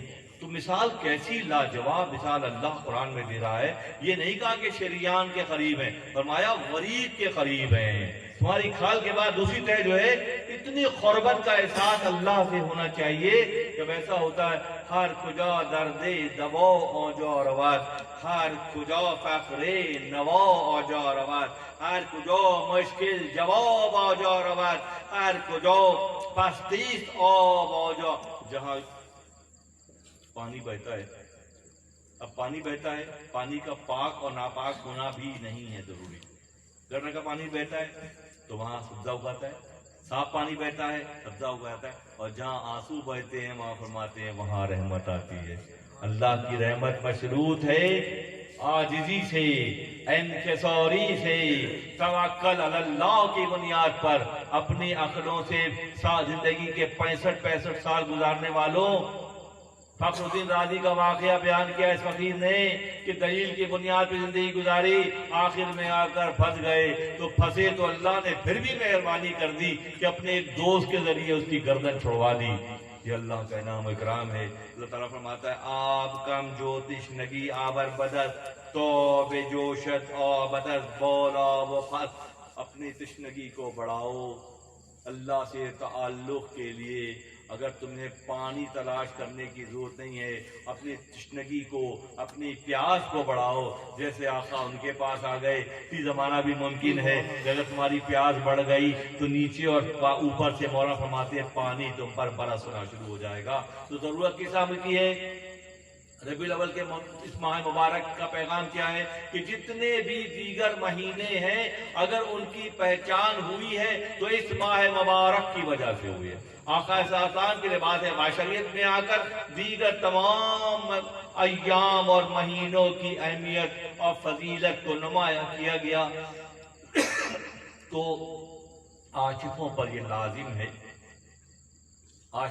لازم ہے کہ وہ عملیت پسندی کے ساتھ، آج ہی میں ایک وہ دیکھ رہا تھا، اس میں لکھا ہوا تھا کہ اللہ تعالیٰ نے کی مہربانی دیکھو کہ چائنا والوں نے کتنوں کی عزت بچا لی کہ چراغا کر کے فارغ ہو جاتے ہیں۔ کیا کر کے فارغ ہوتے ہیں؟ چراغے کے لیے انہوں نے بنا کے بھیج دیا وہاں سے، اب وہی کر کے اپنے عشق کا پیمانہ لوگ دکھاتے ہیں۔ عشق کا پیمانہ چراغاں کرنا نہیں ہے، عشق کا پیمانہ دل کو روشن کرنا ہے۔ اگر تمہارا دل اللہ سے قریب ہے تو وہ دل ہے، اور اگر تمہارا دل اللہ سے قریب نہیں ہے تو وہ عشقم ہے، شکم ہے، اوجڑی ہے۔ اللہ تعالی ہم تمام کی فکروں میں وسعت پیدا کرے۔ اللہ تعالی ہم تمام کو جہاں سے جاگے، ہر بار یہ کہنا پڑتا ہے، جہاں سے جاگے وہیں سے سویرا ہے۔ وہ اگر آج بھی ابراہیم کا ایمہ پیدا آگ کر سکتی ہے، انداز گلستہ پیدا۔ اللہ تعالیٰ ہم تمام کا حامی و ناصر ہو، اس ماہ مبارک کو اس کی حقیقی معنویت کے ساتھ ہمیں منانے کی توفیق اس انداز میں دے کہ ہماری فکر میں تبدیلی آئے، ہماری سوچ میں تبدیلی آئے، ہم اللہ کو پہچاننے کا حق ادا کریں، اللہ کے محبوبین کو پہچاننے کا حق ادا کریں، اور اس میں سے جس کی بھی ادا پسند آ جائے گی۔ ایک بہت مشہور حدیث سنائی جاتی ہے، اصحابۃ النجوم، میرے صحابی ستاروں کی مانے، کسی کی بھی ابتدا کرو گے فلاح یافتہ ہو جاؤ گے۔ تو اصحاب کا زمانہ بھی گزر گیا، تو اصحاب کے انداز میں جنہیں زندگی گزاری اور اپنی مرضی کو اللہ کی مرضی کے تابع کر دیا۔ موتو قبل ان تموت، یہ حدیث مبارکہ اللہ کے نبی کا فرمان ہے۔ پوچھا مرنے سے پہلے مر جاؤ، لوگ حیران ہو گئے، صاحب حیران ہو گئے کہ مرنے سے پہلے کیسے مرا جاتا ہے، کیسے مر سکتے ہیں؟ کہ کسی چلتے پھرتے مردے کو دیکھنا ہے تو ابا بکر کو دیکھ لو۔ ابا بکر نے اپنی حیات کی مرضی کو، اپنی مرضی کو اللہ کی مرضی کے تابع، اللہ کے رسول کے مرضی کے تابع کر دیا۔ تو یہ وہ ہے جو چلتا پھرتا ہے مگر حالت مردگی میں ہے، اپنی مرضی سے گزر چکا ہے۔ جب ایسا ہوتا ہے تو پھر کیا ہوتا ہے؟ جب ایسا ہوتا ہے تو پھر یہ ہوتا ہے، سن لیجئے کہ نویں پشت پہ حضرت مولانا جلال الدین رومی رحمۃ اللہ علیہ دنیا میں آتے ہیں۔ حضرت ابا بکر کی نویں پشت پر مولانا لباس بشر میں آئے اور مولانا اسلام کا وہ حصار قرار پائے کہ کسی بھی مکتب فکر کے کسی سے پوچھیں کہ مولانا کا کیا مقام ہے، کہ ہاں صاحب بہت اعلیٰ اور فائدہ۔ تو اللہ تعالیٰ کسی کی محنت، کسی کی ریاضت اور کسی کے ایثار کو کبھی بھی ضائع نہیں کرتا۔ میں تو اس حد تک خوشگمان ہوتا جا رہا ہوں کہ یہ جو یہاں کی نشستیں ہیں اور جو ہمارے شرکاء ہیں جو یہاں بیٹھ کر دیکھ رہے ہیں یا رضوان صاحب کی محنت سے گھروں پر بیٹھ کر دیکھ رہے ہیں، میرا ایمان یہ ہے کہ وہ اپ گریڈنگ کے پروسیس میں آ گئے، وہ اپ گریڈ ہو رہے ہیں۔ ان کی فکر کہ ہم زندہ باد، جسم ہمارا ایسے ہی رہے گا، بال ہمارے ایسے ہی رہیں گے، ہاتھ پاؤں ہمارے ایسے ہی رہیں گے، کیا چیز بڑھے گی؟ فکر بڑھے گی۔ کیا چیز بڑھے گی؟ نظر بڑھے گی۔ کیا چیز بڑھے گی؟ تعلق بڑھے گا۔ جب تعلق بڑھے گا اس کا ثمر کیا ہمیں دیکھنے کو ملے گا؟ اللہ تعالیٰ اپنے دوستوں کو کبھی بھی ضائع نہیں کرتا۔ ابا بکر کا اس پورا ایثار جو اساس البیت لا کر نبی کے قرضوں میں ڈال کر فرمایا کہ میرے اور میرے گھر والوں کے لیے ماں اب خیتا یا ابا بکر، اے ابا بکر گھر والوں کے لیے کیا چھوڑا؟ میں اللہ اور اللہ کا رسول چھوڑا۔ اللہ اور اللہ کا رسول گھر والوں کے لیے، میرے اور میرے گھر والوں کے لیے اللہ اور اللہ کا رسول کافی ہے۔ یہ تو ظاہر اختیاری ہے میرے نا بھائی، اختیاری ہے، کوئی بھی کر سکتا ہے۔ جب آپ نے کر کے دکھا دیا تو پھر اللہ نے کیا دکھایا؟ اللہ نے دکھایا کہ نویں پشت پر مولانا تشریف لا رہے ہیں اور مولانا کیا قرار پا رہے ہیں؟ اسلام کے حصاروں میں سے حصار۔ میں خوشگمان اس لیے ہوں کہ مولانا کے وعدے کے مطابق انشاءاللہ جو بھی یہاں شریک ہے یا رابطے میں ہے، اس فقیر کا خوشگمانی کا انداز یہ ہے کہ وہ ضرور سرخرو کریں گے۔ کیا ہوگا؟ دوسروں کی گردنوں کو جہنم کے قفاموں سے چھڑانے والے بن جائیں گے۔ وآخر دعوانا ان الحمدللہ رب العالمین۔ عشاء کی تیاری کر لی جائے، اس کے بعد صلاۃ السلام سے معذرت انشاءاللہ 31 اکتوبر کو بروز ہفتہ طائفہ رومی کے خواتین کا میلاد، سیرت مصطفیٰ اسلام ناخوانی وغیرہ پر یہاں پروگرام ہوگا۔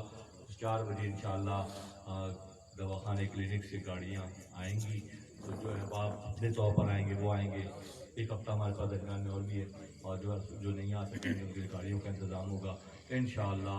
آقا صلی اللہ علیہ وسلم کی یاد کو منانے کا انداز جو سالہ سال کے ہم لوگوں کا معمول ہے، ہمارے حلقے کا معمول ہے، جاری و ساری رہے گا۔ اللہ تعالیٰ ہماری توفیقات میں اضافہ فرمائے۔ جزاک اللہ۔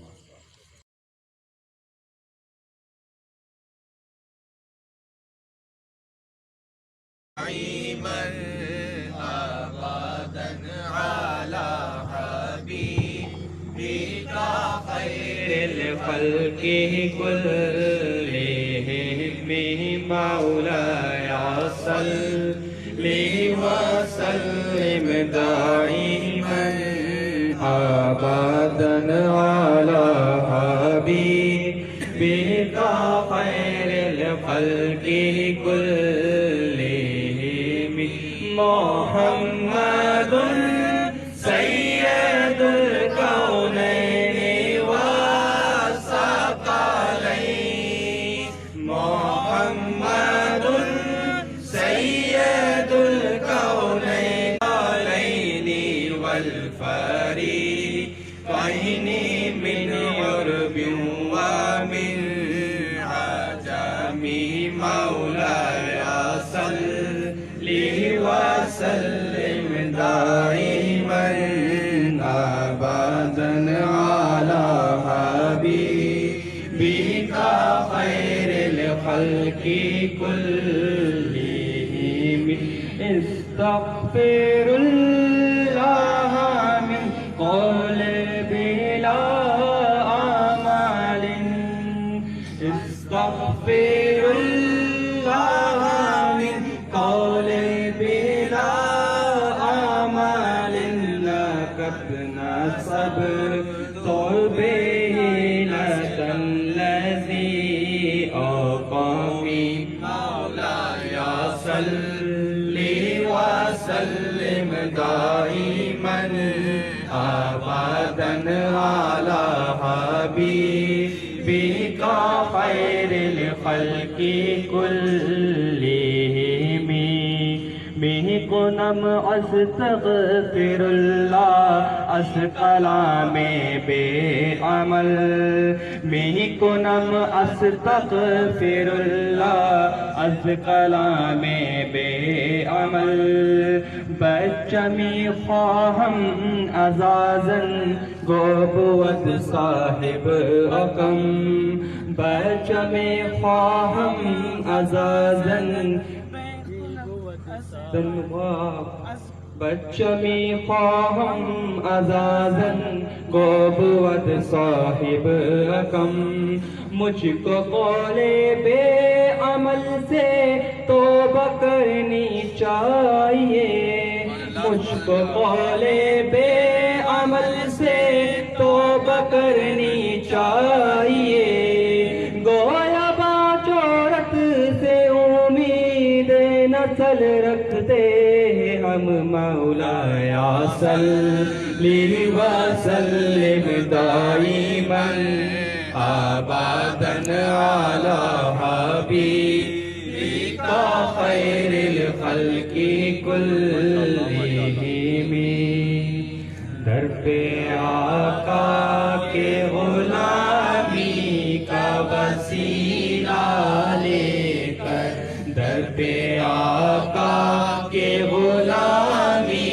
کا وسیلہ لے کر ہوں میں حاضر یہ سر عجز خمیدہ لے کر ہوں میں حاضر یہ سر عجز خمیدہ لے کر عشق سلمان و بلال اور سہیل رومی عشق سلمان و بلال اور سہیل رومی رہے ہدیہ سر جذب ہمارا لے کر رہے ہدیہ سر جذب ہمارا لے کر یہ بڑے نام کہاں اور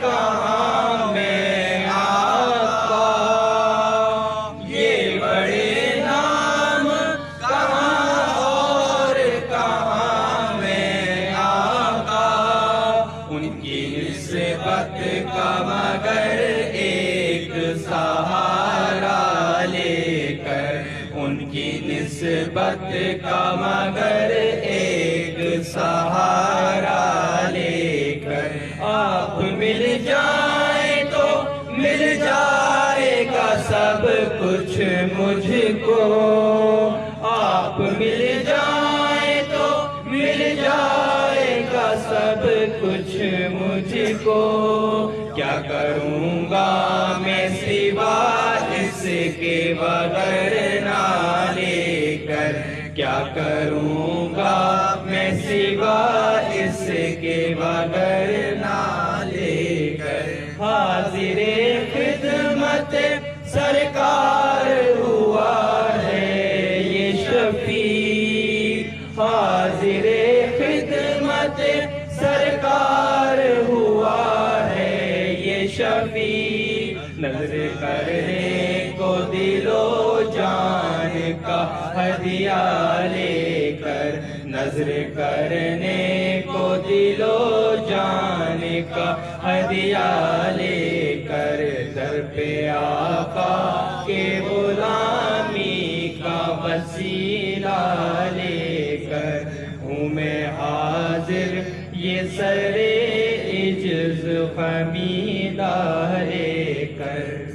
السلام علیکم یا سیدی یا رسول اللہ وعلی آلک و اصحابک یا سیدی یا حبیب اللہ، تیری جناب مقدس میں اے رسول کریم قبول ہم سب کا درود و سلام ہو جائے۔ الہی نجنی من کل ضیق بجاہ المصطفیٰ مولا الجمیع، وہب لنا فی مدینتہ قرارا بایمانا ودفن بالبقیع۔ پروردگار عالم تیرے چند عاجز بندے اپنے دنیاوی معاملات سے ہٹ کر تیرے اور تیرے محبوبین کی یاد کو منانے کے لیے ربیع الاول کی ماہ مبارک میں یا اللہ شب جمعہ کے ان ساعتوں میں قمری ماہ کی 5 تاریخ کو یا اللہ تمام یہاں حاضر ہیں، ان تمام کی حاضری کو شرف قبولیت کا درجہ عطا فرما۔ یا اللہ اثر سے تا وقت مناسب جو کچھ بھی پڑھا گیا، بیان کیا گیا، ذکر و اذکار کی محفل سجائی گئی، یا اللہ مراقبے کی محفل سجائی گئی، ذکر کی محفل سجائی گئی، یا اللہ صلاۃ و سلام پیش کرنے کی سعادتیں حاصل کی گئی، قرآن سے تلاوت کا شرف حاصل کیا گیا، تمام اعمال میں اور 10,000 مرتبہ درود شریف کا نذرانہ گلبہار سے آیا ہے۔ یا اللہ ان تمام کے پڑھنے میں کمی بیشی غلطی کوتاہی کو معاف فرماتے ہوئے اس کا ثواب آقا نامدار احمد مجتبیٰ محمد مصطفیٰ صلی اللہ علیہ وسلم کی بارگاہ بے کس پناہ میں ہدیتاً و تحفتاً ہم تمام عاجزوں کی جانب سے قبول فرما۔ یا اللہ نبی صلی اللہ علیہ وسلم کے والدین کریمین کے درجات کو بلند فرما، تمام انبیاء مصطفی کے روایت مقدسہ، تمام اہل بیت کے ساتھ تمام صحابہ کرام و صحابیات، تمام غزوات کے شہداء حسنین کریمین یا اللہ کے درجات کو بلندی کی نظر کرتے ہیں۔ یا اللہ ہماری جانب سے قبول فرما۔ یا اللہ اس اسرا میں نمازوں میں ویسی جو دعائیں مانگی گئی، یا اللہ اپنے خصوصی فضل سے یا اللہ ہم تمام کو بہرمان فرما۔ یا اللہ تمامی تابعین تبع تابعین اولیاء اللہ بزرگان دین، کل مومن و مومنات، مسلمین و مسلمات، 4 خاندان 14 خانوادوں کے بزرگان نظام کی درجات کی بلندی نظر کرتے ہیں۔ یا اللہ قبول فرما۔ یا اللہ بالخصوص بالتخصیص خود صاحب حضرت مولانا جلال الدین رومی رحمۃ اللہ علیہ، آپ کی اولاد و امجاد و بالخصوص آپ کے شیخ شمس تبریز رحمۃ اللہ علیہ کی درجات کی بلندی کی نظر کرتے ہیں۔ یا اللہ قبول فرما۔ مجھے شفیق قاضی شاہ شفیع اور فاروقی جامعہ دورہ ساکن مکی شریف رحمۃ اللہ علیہ کے درجات کو اللہ فرما۔ یا اللہ ربیع الاول میں جو تیرے محبوبین تیری بارگاہ میں حاضر ہوئے تمام کے درجات کو بلند فرما۔ یا اللہ تمام کے درجات کو بلند فرما۔ یا اللہ ہماری آزانہ دعاؤں کو شرف قبولیت کا درجہ عطا فرما۔ یا اللہ ہمارے شیخ قاضی شاہ شفیع احمد فاروقی جامعہ دورہ ساکن بخی شریف رحمۃ اللہ علیہ کے درجات کو بلند فرما۔ یا اللہ سلسلوں کے تمامی سلاسل کے مشائخ کے بار خلفاء کرام اور متعلقین کی یا اللہ مغفرت فرما۔ یا اللہ شہدائے مجلس کے تمامی مرحومین کی مغفرت فرما اور سب کو جواری رحمت میں جگہ عطا فرما۔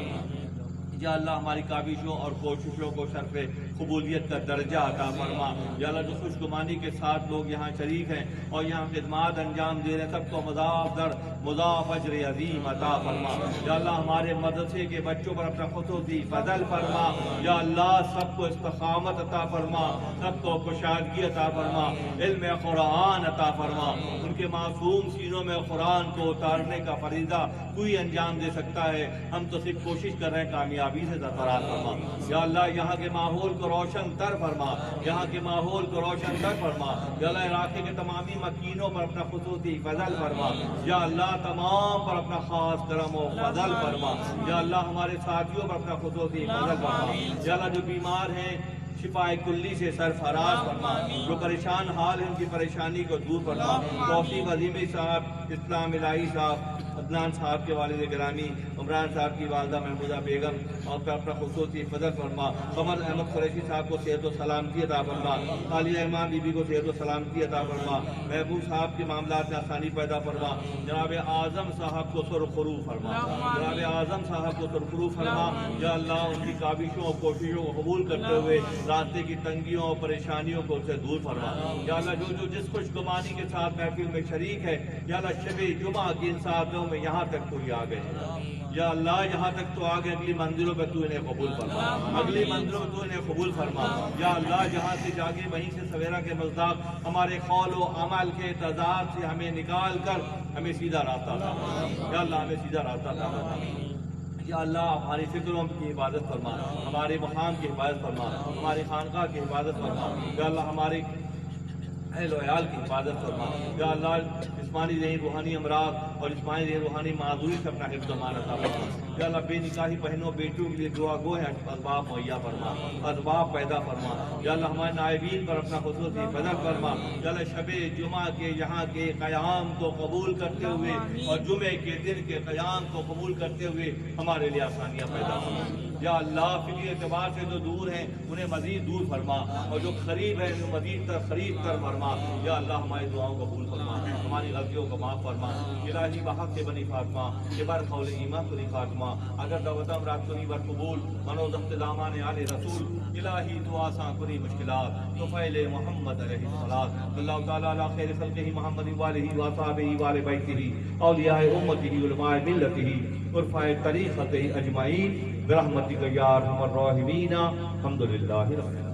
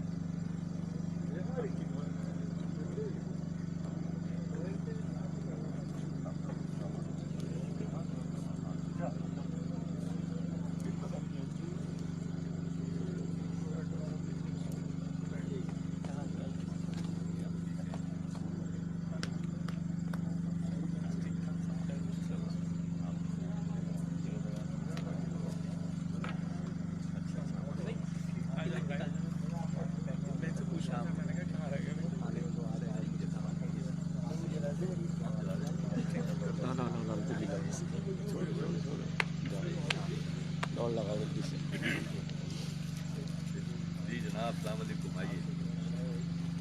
सुभान अल्लाह, माशाअल्लाह,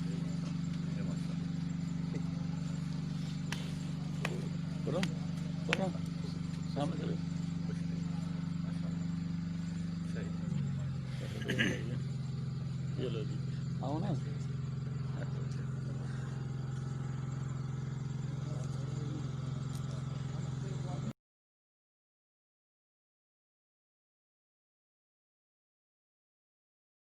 अब वो काम है जो हमारी रोजमर्रा की जरूरियात हैं। माजरत से कहता हूँ ये बात कि हम मसाजिद में जाते हैं, तैयार होकर नहा धोकर खुशबू लगा के जाते हैं और नमाज अदा करके घर आ जाते हैं। हमारी तरबियत का इंतजाम वहां पे नहीं होता। हम जैसे जाते हैं वैसे ही आ जाते हैं, तो तरबियत फिर कैसे होगी? नबी सल्लल्लाहु अलैहि वसल्लम घर के कामकाज अपने हाथ से करते थे, बकरियों का दूध धोते थे, अपनी चप्पल खुद ही सी लिया करते थे, अपने लिबास पे रफू खुद ही कर लिया करते थे। अम्मा आयशा सिद्दीक़ा सलाम अल्लाह रज़ी अल्लाह ताला अन्हा फरमाती हैं कि सारे काम काज करते नजर आते, और जैसे ही बिलाल हबशी की अजान की आवाज कानों में आती तो ऐसा लगता कि हमें पहचानते नहीं। एक शोभा ये भी है कि बिलाल की आवाज कान में आई, हैया अलस्सलाह की आवाज आई, तो अब जो है नबी सल्लल्लाहु किसी को नहीं पहचाना है, क्योंकि ये भी 18 में से एक शोभा है कि अपने रब से ताल्लुक की कैफियत में आ गए। अब दुनिया के काम रुक गए। तो खानखा में, खानखाई तर्ज फिक्र में इस बात की तरबियत दी जाती है कि हम सिर्फ इबादत नहीं बल्कि ज़िंदगी के हर शोबे में मेहनत करें, यहाँ तक कि 18 उलूम का जो आखिरी हिस्सा है, कोई आर नहीं है इसको कहने में और कोई आर नहीं है करने में। 18 मुख्तलिफ उलूम के आखिर का जो दर्जा है वो ये कि इंसान जब सब कुछ कर लेता है तो आखिर में वो बैतुल खला की सफाई, जिसे हम वॉशरूम कहते हैं, कि सफाई भी करने में आर महसूस नहीं करता। कौन करेगा? दिल पे हाथ रख के सोचे कि हम में से कौन ये काम करेगा? कोई करेगा? क्योंकि उसका नफ्स जो है इसके अलावा किसी और तरह काबू में नहीं आता।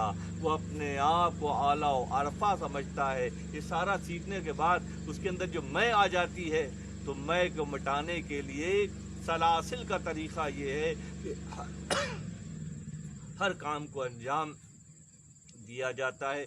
यहाँ भी खानखा में इस बात का ख्याल रखा जा रहा है और रखा जाएगा मुस्तकबिल में कि जो जो शख्सियत जिस जिस शोबे में मेहनत कर रही है उसे उसका मौका फराहम किया जाए, उनकी तरबियत की जाए, उनके अंदर से नफ्स और शैतान के शर से बचने के जौहर पैदा किए जाएं।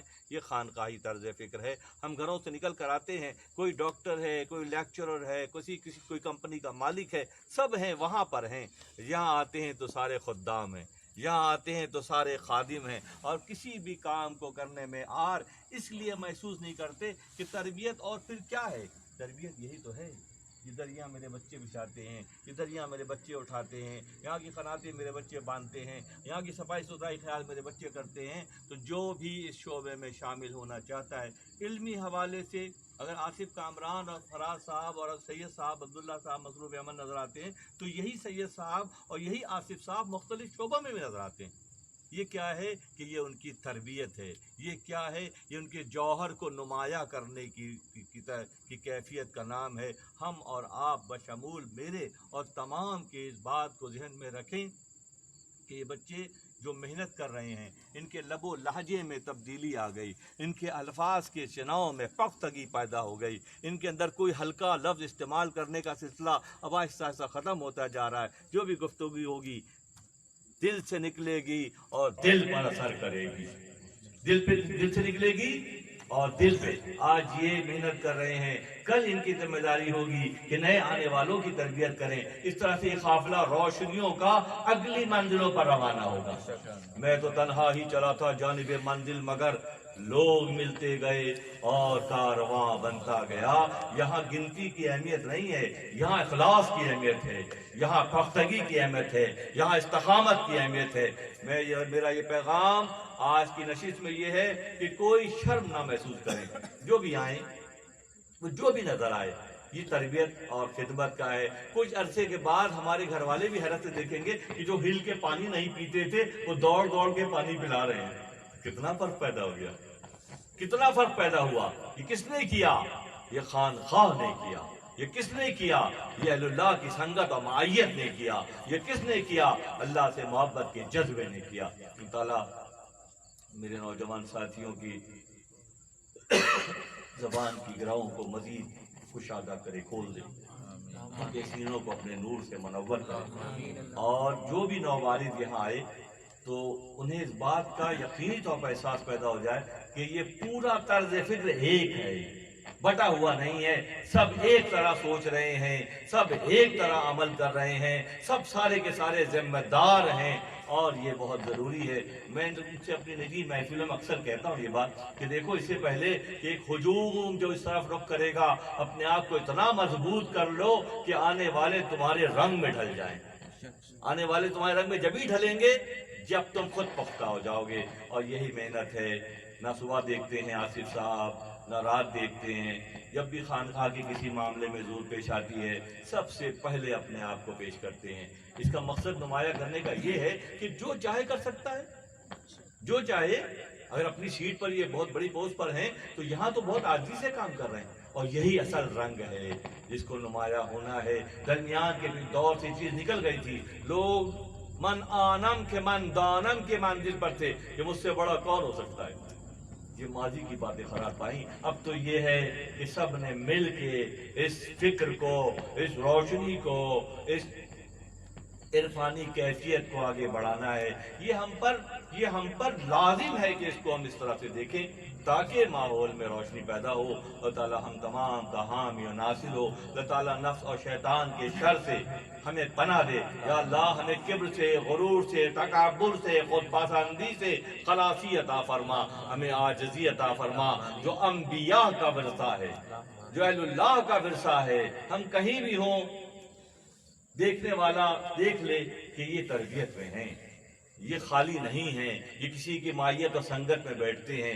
یک زمانہ صحبت باولیاء، یک زمانہ صحبت باولیاء، بہترت ست سالتات بیریا. اللہ تعالیٰ ہم تمام کا حامی ناصر ہو. بہت اطمینان قلب اور سکون اس فقیر کو آج حاصل ہوا کہ ہماری ٹیمیں تیار ہو جائیں. یہ کہیں بھی جائیں، کسی بھی محفل میں گفتگو کریں تو پچھلا زاویہ بدل گیا، نیا رنگ چڑھ گیا. عیسیٰ ابن مریم کا معاملہ یہ تھا کہ ایک رنگریز کے دکان پر اس کے ساتھ مل کے ملازم ہو گئے، کام کرنے لگے. کیا ضرورت تھی کام کرنے کی؟ مگر کر رہے تھے، دنیا کو تربیت دے رہے تھے. ایک بہت بڑا مٹکا تھا اور اس میں سے وہ رنگریز جو ہے کپڑے رنگ کے کیا کرتا تھا. کچھ دن تو کام کیا، اپنا راز چھپا کے چلتے رہے. جب بات آگے بڑھ گئی تو پھر کیا ہوا کہ سارے کپڑے ایک ساتھ ڈال دیتے اس مٹکے کے اندر. سارے کپڑے ایک ساتھ ڈال دیتے اور ہاں بھیا تمہارا کون سا رنگ ہے؟ گلابی. گلابی نکال کے دیتے. ارے تمہارا کون سا ہے؟ بلو. اچھا بلو نکال کے دے دیتے. ایک ہی مٹکے سے سارے رنگ برآمد ہوتے ہیں. جس نے محنت کر لی وہ سارے رنگ پیدا کر سکتا ہے بشرطِ قبولیت کا جذبہ ہو. یہ تو انبیاء کا طریقہ ہے، یہ تو اللہ کا طریقہ ہے. اللہ تعالیٰ اس وقت پنڈال میں موجود تمام میرے ساتھیوں کی حفاظت فرمائے اور اس فقیر کو ہمت و طاقت و استقامت و صحت عطا کرے تاکہ یہ بیڑا اور یہ قافلہ اپنے منزل کی جانب روانہ ہو. جزاکم اللہ. یہ مختصر گفتگو بہت ضروری تھی، حوصلہ افزائی کے لیے بھی، تعریف قلبی کے لیے بھی، دلوں کو مسخر کرنے کے لیے بھی اور جذبے پیدا کرنے کے لیے بھی. جزاکم اللہ.